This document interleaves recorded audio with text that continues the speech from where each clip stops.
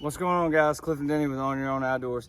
Hey guys, so we're getting ready to tune up, start getting ready for deer season, right? Deer are fixing to start putting on bone again, right? So those horns are going to start growing. You're going to see what they look like. So today, guys, what I got for you is the Moultrie Micro 42 megapixel camera. See how small this thing is? So we're going to put this camera out today. It's brand new. Have not used it yet. So there's not a whole lot to talk about it just right off the bat, right? So what I am going to talk about is how it comes and the reason for having a camera like this, right? So the camera itself comes with the camera and 4 batteries. So you already got your batteries.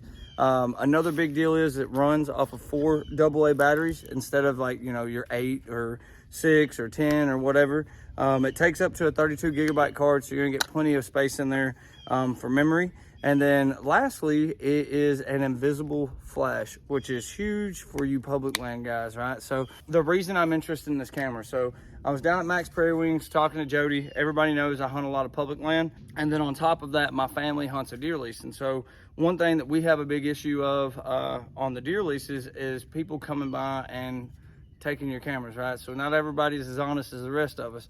And so anyways, what ends up happening is you get a good trail, you got a good deer on camera, you go out and you put a camera on him and somebody comes by and they swipe your camera. Or even worse, which happens all the time if you hunt any kind of land, they come by and they swipe your SD card. Well, one of the reasons for that, I think, is you've got this big bulky camera sitting up on a tree.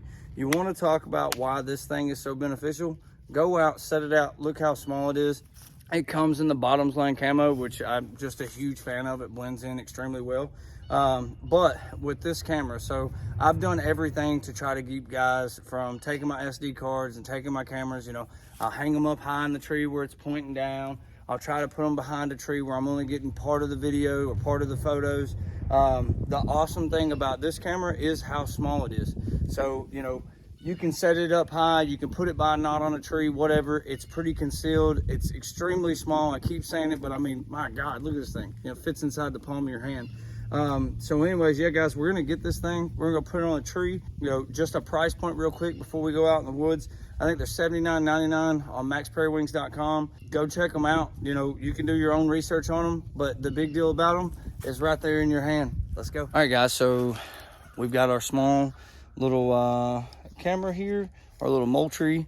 So what I'm going to try to do here is set it up over here above my Tacticam reveal. We know that that camera is bulletproof. It sends photos, so that ought to give us a little insight to make sure this takes the same amount of photos that is overnight tonight, and see how it goes. So we're gonna get this thing. We've got it hung on the tree, and I just want to take an opportunity here for you guys to look at the difference. So this is what I'm talking about on why this camera is so beneficial.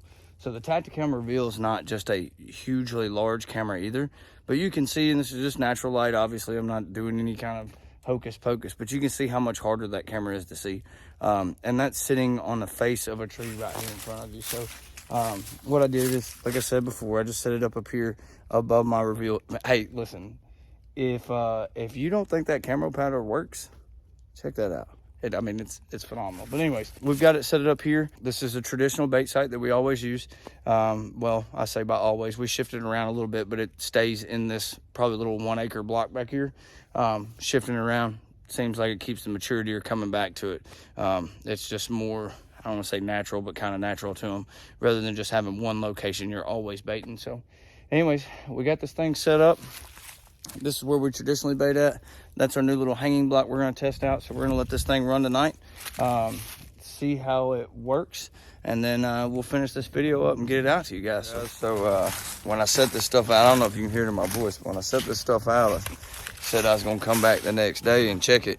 And anyways, turns out that didn't happen. I ended up getting sick and been sick now for, I don't know, about 4 days, 5 days. So we haven't been able to come out here and pull this camera, and that's what we're doing right now. So I was gonna give you a side profile just real quick. You know, another way to hide these cameras. So there's the cameras there.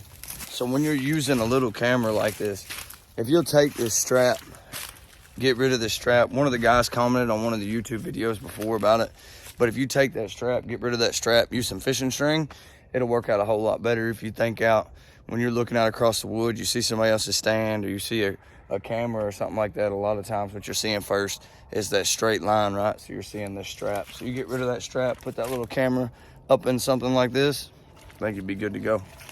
So let's get it to the house and see what these photos look like.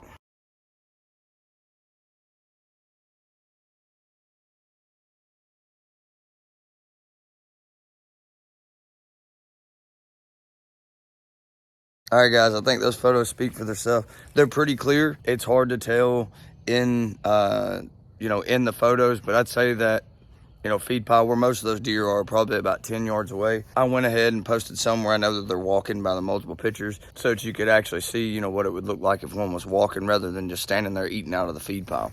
So guys, remember, whenever you're getting a camera, price point's always huge, but usability and what you're actually using it for. So the big takeaway from this camera is the size, right? I said it, a whole bunch of times at the beginning of this, but how small that camera is and the availability to be able to hide it and hope like heck that nobody comes by and puts their hands on it and takes your stuff. So anyways, guys, that's all I got for y'all today. I'm fixing to go inside, eat a cough drop, and we'll see y'all later this week. Don't forget to like and subscribe and hit that little bell up top. You never know when we're going to do a product you just might need.